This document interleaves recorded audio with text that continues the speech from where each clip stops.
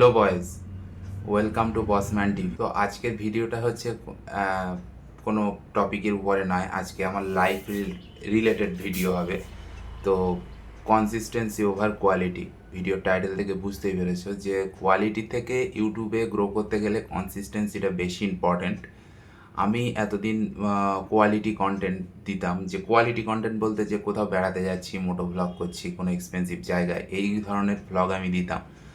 আর আমি বাড়ি থেকে খুব একটা বার হতে পারি না, তার কারণ হচ্ছে আমার বাড়িতে সব কাজ আমারই করতে হয়। তো যেমন সকালে দেখালাম দোকান খুলে দোকানে বসা কাজ, কিন্তু এখন বসছি না, ভিডিও করছি। তো তার জন্যই আমি বলছি যে সব কিছু আমাকেই দেখতে হয়, তো ওই জন্য একটু লেট হয়ে যায় সব কিছু করতে।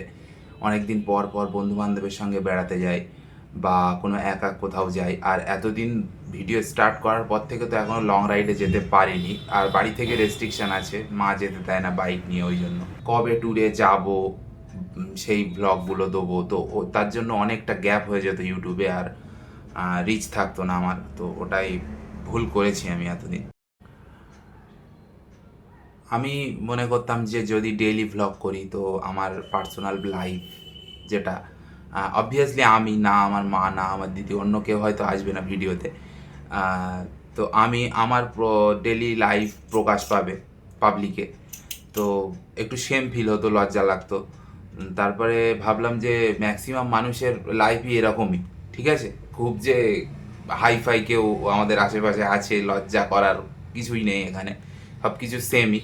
তো এবার থেকে ডেলি আপলোড করার চেষ্টা করব, আর মিডিলে হয়তো দু একদিন গ্যাপ হতে পারে, তো তার জন্য এখন থেকেই সরি। আমার ডেলি রুটিনের ভিতরে সকালে উঠি, দোকানটা খুলি, তারপরে কাজ হচ্ছে আমার চা বানানো, কারণ চা মা বানায় না, সকালে আমিই বানাই। আর সারাদিন ওই দোকানেই থাকি, আর দোকানে থেকে তারপর থেকে যদি কোনো বন্ধু বান্ধব আসে তখন তার সঙ্গে বেড়াতে যাই। আর সন্ধ্যাবেলায় বিকালে উঠে ওই সেই একই রুটিন, দোকানেই থাকি। আমি ভাবতাম যে এত বোরিং লাইফ আমি কিভাবে দেখাবো, কি দেখাবো। তো এবার থেকে আমি প্রত্যেক দিন যা করব সব কিছু শ্যুট করব, করে একটা 3 অ্যাক্ট স্টোরি বার করার চেষ্টা করব, যাতে তোমাদের ভালো লাগে ওই স্টোরিটা দেখতে। আর দেখি আমি পারি কি। তো কাল থেকে আবার চেষ্টা করি। কনসিস্টেন্সি আপলোড করার পিছনে মানে একটা গল্প আছে, সেটা হচ্ছে যে কেসি নাইস্ট্যাট বলে একটা ইউটিউবার আছে, সেটা হচ্ছে NYC, নিউ ইয়র্ক সিটিতে থাকে।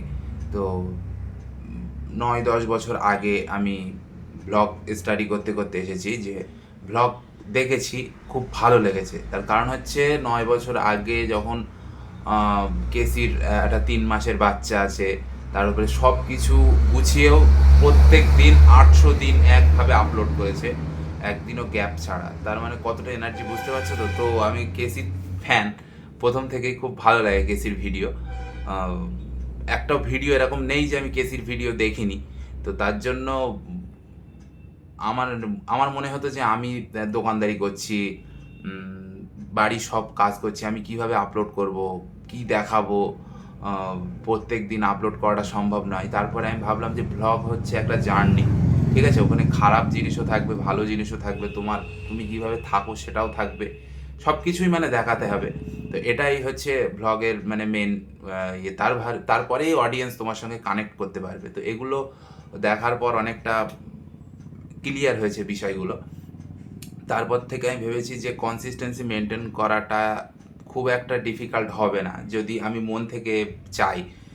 এতদিন তো মোটো ভ্লগের উপরে ডিপেন্ড করতাম, মোটো ভ্লগই করতাম, বাইরে বেড়াতে যেতাম, এই সব ভ্লগ দিতাম, কিন্তু ডেইলি লাইফে কি করছি, কোথায় যাচ্ছি, আমার বন্ধু বান্ধবকে, সেগুলো হয়তো তোমরা অতটা জানো না। এবার থেকে চ্যানেলে সব কিছুই আসবে, কোনো কালচারের উপরে ভিডিও, যদি আমি কোথাও বেড়াতে যাই তার উপরে ভিডিও, মোটো ভ্লগ তো অবভিয়াসলি থাকবেই, আমার ফেভারিট না মানে ওটা থেকেই আমি ওটা দেখতাম, ওই জন্য ওটা দিয়েই শুরু করেছি। আর সব থেকে বেশি ইন্ডিয়াতে মোটো ভ্লগটা খুব ভালো চলে, ওই জন্য আমি মোটো ভ্লগ দিয়ে শুরু করেছিলাম। তারপরে আমি দেখলাম যে এটাতে আমি খুব বেশি কন্টিনিউ করতে পারছি না, ওর জন্য আমি আবার একটু স্টাইলটা চেঞ্জ করছি, যে ডেলি ভ্লগের সঙ্গে মোটো ভ্লগ, আর কালচারের উপরে ভিডিও থাকবে, কোনো যদি ডকুমেন্টারি শ্যুট করতে পারি ডকুমেন্টারি তো থাকবেই।